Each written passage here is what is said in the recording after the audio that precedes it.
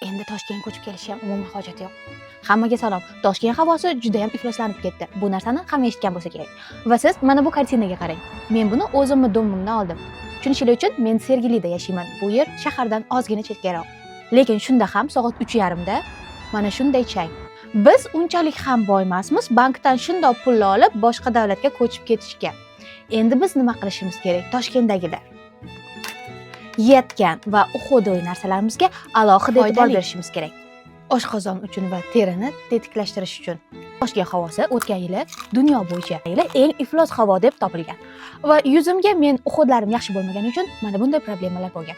Lekin bu problemadan meni bu yil lagom ozod etdi. Uni maska sifatida ishlatsa ham bo'ladi. Quyuqligini ko'ryapsizlarmi? Yuzingizni tinchlantiradi ozuqa. Biz esa o'zbekchasiga qilib tashaveramiz. Bu nima deb so'rashinglardan oldin o'zim aytib qo'ya qolaman. Bu Lagom brendining toner pedi. Bunda suv o'tlari ham bor. Penkasiga esa umuman gap so'z bo'lishi mumkin emas. Toshkent ko'chalarida yarim soatdan ko'proq yurib olsangiz, yuzingiz og'irlashganini o'zingiz his qilasiz va bu degani albatta chang.